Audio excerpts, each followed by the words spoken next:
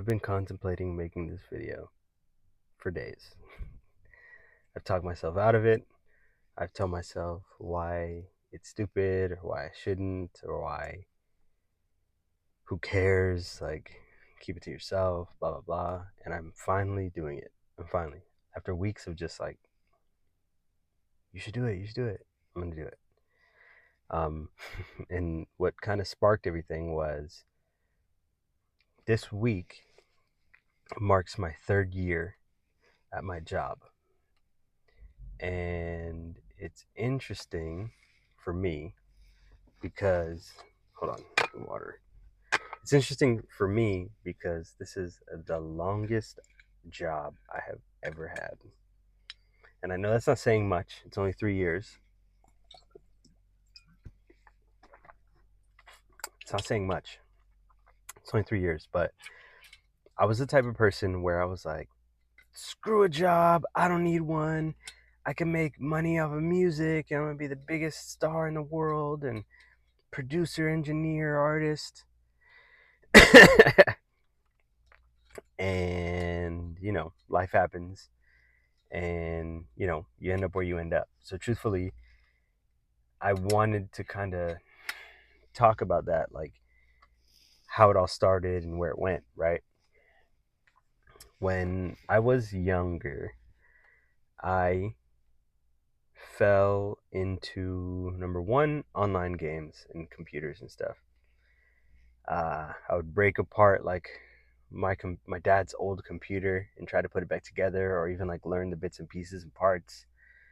um, I'd break open the PS2 and like see like all the little bits and pieces in there. Obviously they were broken, but like, I was just a dumb kid just trying to like fiddle with some shit.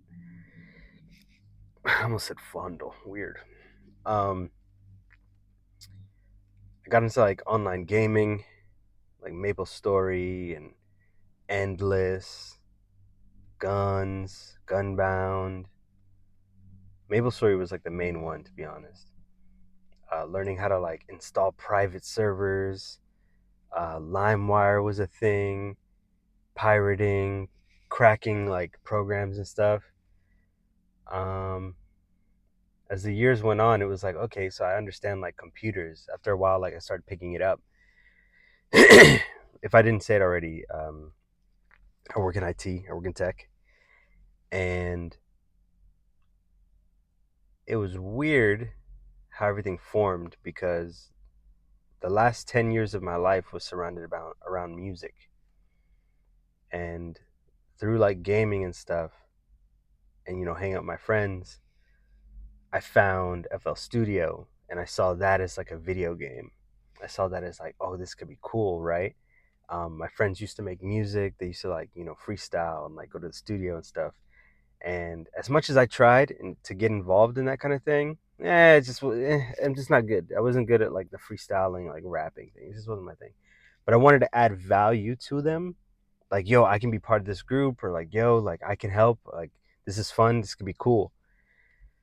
So over the years, I started learning like FL Studio, and I was like making beats, and like they were kind of shit. I mean, they weren't good, but like I started getting better and better, like cracking programs and cracking different like VSTs and like generators and mixer programs and plugins and all that. I'm just like, yo, if we use this, we can use this, and we can do this, and we can do this, and we can do this, and we can do this. And one day, I think it was like a Christmas. It was like 2 days before Christmas. I was like, I want to say I was like 19, maybe 18 or 19. My dad bought me a MIDI keyboard and Pro Tools, and he goes, "You can't use this stuff yet. We have to build you a studio." And I was like, "Yo, yo, yo, we don't even need to do that. I can just, I can, I can just work with what we got." But instead, he was like, "Nope, keep everything in the box. And for the next 2 days, we're gonna build a studio in this closet." And I was like, at the time, I was like, "This sucks, man. I want to use my gifts. I want to use my Christmas gifts. Like, what the fuck?" And I never realized, as I'm talking about it right now, I never realized like how like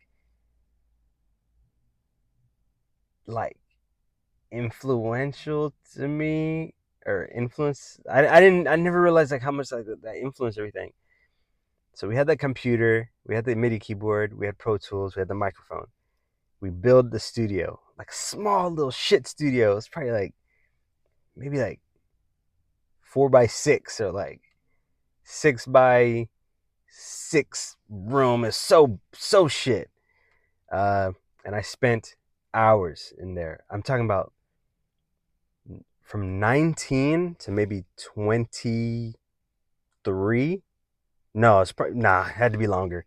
It had to be from maybe 17 to like 23, 24. It was I graduated from school at 18 because I was practicing around like 17 years old. Graduated at 18 years old. It was like 7 to 7. 7 a.m. to 7 p.m.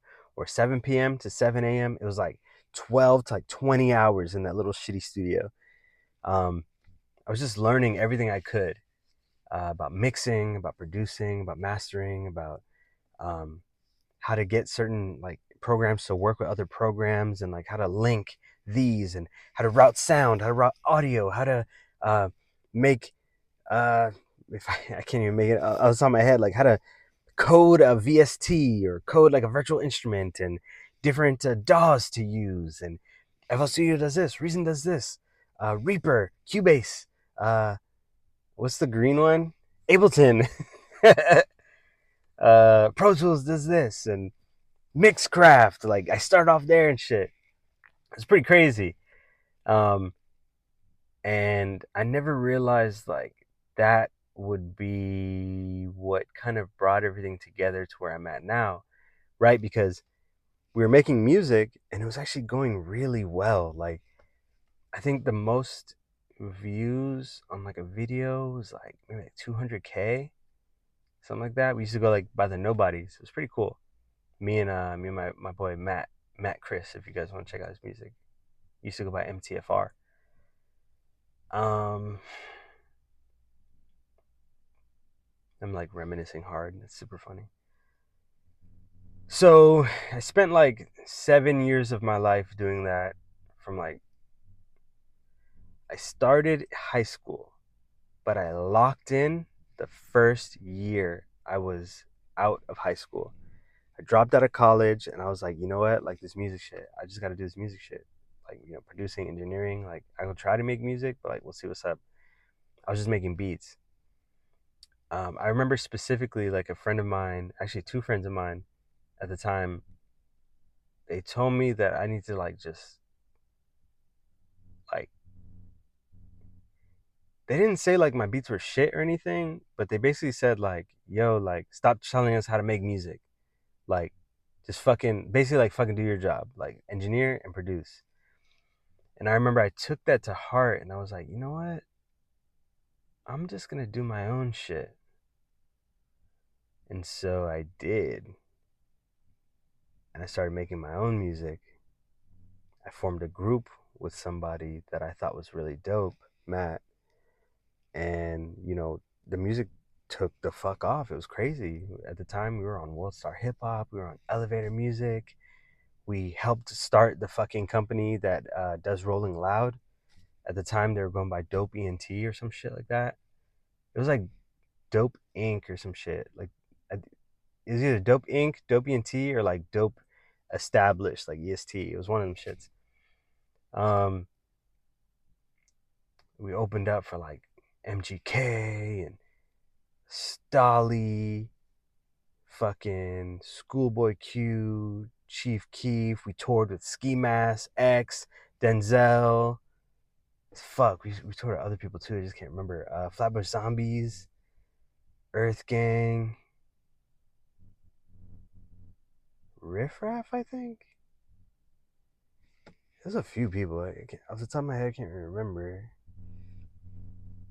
But anyway, whatever. We're doing all that shit, and I just thought like, this is the trajectory of my life. This is what I'm gonna be doing. This is my path.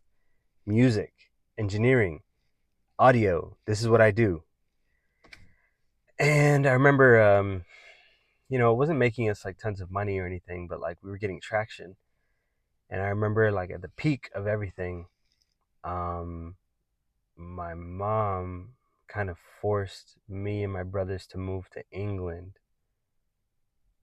because she just saw that like, oh, like, these guys are fucking up, and like, like, oh, this one wants to do music, this one wants to do poetry, this one's getting I have four brothers, by the way. This one's like getting in trouble, this one doesn't know what the fuck he's doing. And like, he's just young adults and kids just trying to figure some shit out, bro. um and I remember moving kind of screwed up everything, and like, it took away from like our buzz and our traction. um so in South Florida, like at the time, we were the guys, the nobodies. Like, that was it. Like, these are going to be the next, these guys are the next step. And when I moved for like the 6 months, I tried to keep that shit alive, and it just, no, there was like a void missing in South Florida. And who took the spot, rightly deserved, by the way, was X and Ski. Um, it's interesting because if you look at that duo, X is like the weird, like misunderstood. I rap, but I also do this kind of thing. Like, like my music is very like transcendent, and you wouldn't understand. And then Ski Mask is like, yo, I rap. Like, I rap, bro. Like, put a beat on, and like I show you, like, da da da da. It's pretty funny because like it's eerily similar to like what Matt and I were doing. Um, I was like the weird, like, I produce engineer, and like, you never heard this sound like this before. And then Matt is just like, yo, like, I'll rap anybody. I'll out rap anybody. I mean, his name was Matt the fucking rapper. It's pretty funny. Don't get it twisted. Like, our sound was very unrefined, to put it lightly. Unrefined. Very like gritty. We didn't really know what we were doing, but it worked. And you know, we kind of just like took it as it was. So when that void was there, um, we were kind of, you know, I want to say like outclassed, or like maybe like overshadowed. I don't really know. Like, they just took over, and it kind of is what it is. Like, if there's a space to fill, you fill it. And a little funny piece is like, my name is Jamel, and like X's name is Jase. So it's like, Ja, I was South Florida's Ja. And then next thing you know, like, no, you're not. This is South Florida's Ja. And I was like, what? It's pretty funny. If you look at it like coincidence, um, like universe kind of thing, it was almost like a humbling moment of like, yo, it's not, basically it was like the universe telling me like, it's not you. And I always saw it like as a younger kid as like, but that's supposed to be me. I'm supposed to have this. I'm supposed to have like eyes on me, the money, the girls, the story. Like, that's my story. And it wasn't. It wasn't. That's not my story. Um, I'm just a fucking dude who, you know, learned computers, learned music, learned the puzzles of certain things, and made it work. I made it work vocally, sonically, audibly. I understood how music worked, right? Don't get it twisted. X loved our music. Like, he would tweet about us. He would want to like lock in the studio. He even asked me to engineer his first album, and I told him no, because I just wasn't confident in like what I was capable of doing. I remember texting him when he got out of jail, and I was like, "Yo, welcome back." And he FaceTimed me. It was like 2 a.m. He FaceTimed me, and he goes, yo, like, I want you to engineer my album. And I go, nah, bro, I can't do that. Because at the time I was like working this dumbass security job, and I was like, I have to go to bed. I have to be up in like 4 hours, bro. And he was like, yo, fuck that job. Come engineer my shit. And I can't believe, even to this very day, I can't believe I said no. But I said no, and he got really mad because he said specifically, no, nigga, I want you. And I said, nah, because I was just not confident enough. It was bad. It was bad, bro. It was so stupid. But whatever. You live and you learn, right?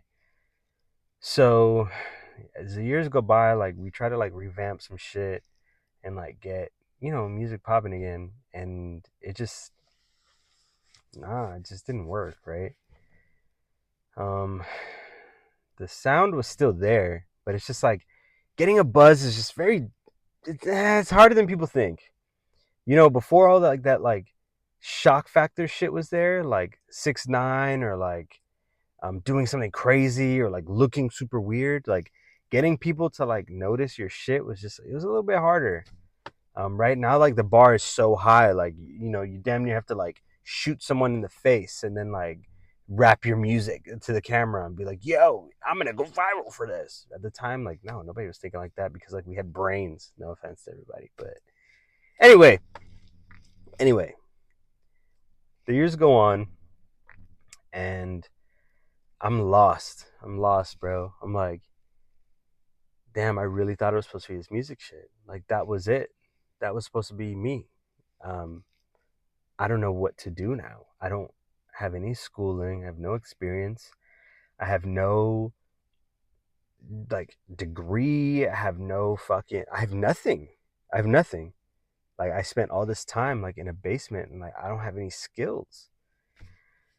So I ended up like doing like really like dumb jobs, like security, dishwasher, restaurant, bag boy, cart boy, overnight stock, just like really, really shit jobs, Party City, like just really dog shit jobs. And at a certain point, uh, I broke down. I just broke down, crying. I didn't know what to do. So I remember enrolling into school for game design because I was just like, you know what? Like, I think games are cool. Fortnite was pretty big at the time, and I think it's some water. Fortnite was really big at the time, and like I saw like what they were trying to do, with like their creative modes and shit, and I was like, wait a minute, that's like game changing. That's super game changing. And I thought, you know what? I could kind of figure out some shit like that. That could be cool. And when I jumped into school, I learned more about like AI and like machine learning and blah blah blah. I think this was in like 2020 maybe. I think 2019, 2020ish. Um, and I remember going to job fairs and being like, "Yo, like this is what I'm in school for. Yo, pick me up. Like, like I can figure out some stuff." And they all said no because obviously I have no experience. I'm still in school. I'm old as fuck.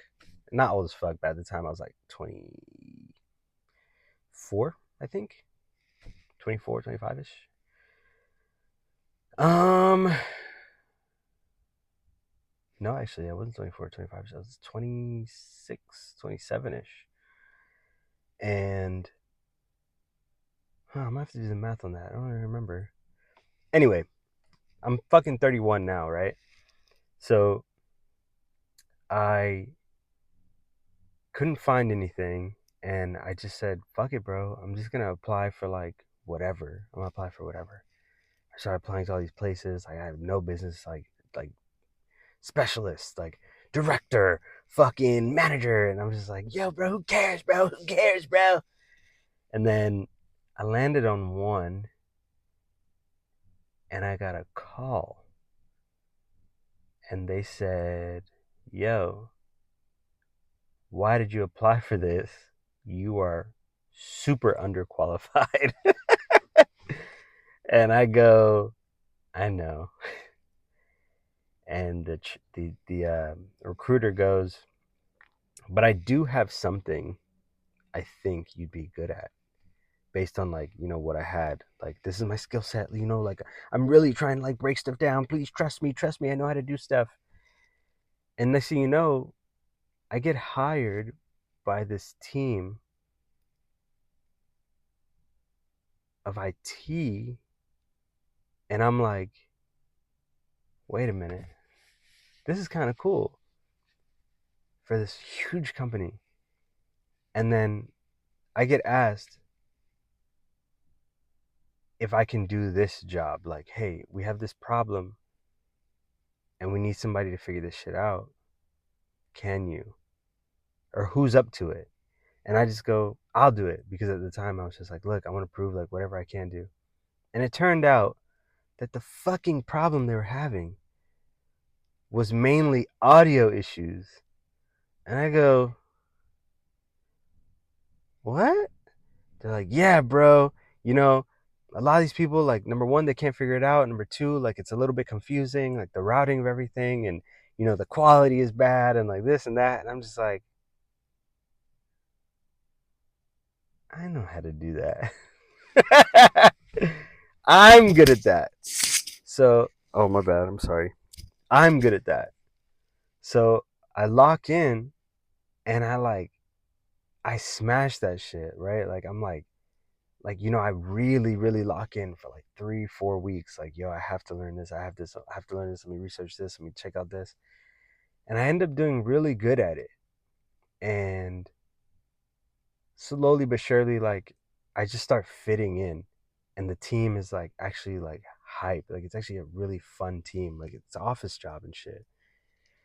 And I was always against that kind of stuff. I was just like, yo, fuck corporate. Yeah, I'll never work for the man. I ain't wearing no suit and tie. What the fuck?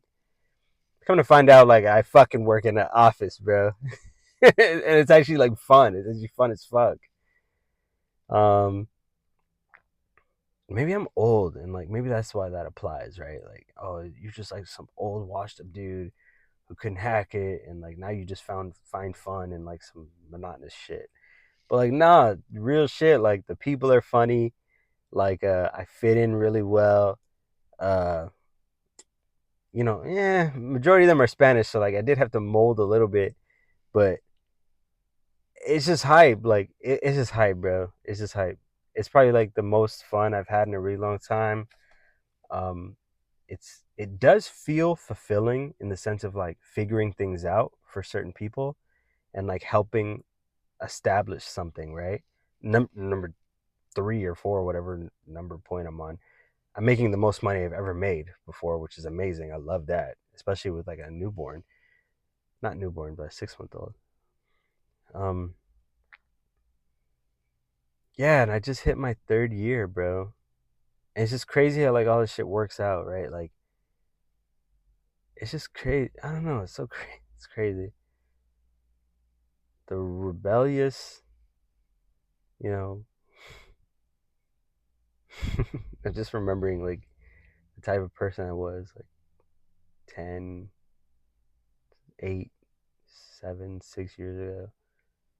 Rebellious, didn't want to listen. Fuck this, fuck that. I don't give a no fucks. You're not gonna control me. Da, da, da. And you full circle, and like I have this job that I've been at for X amount of years, and it ends up being like actually cool. I don't know. I just wanted to share that story. It's kind of long winded, so I guess this would be like, I don't know, just trust your gut, bro, and like trust the universe, trust the process, trust God.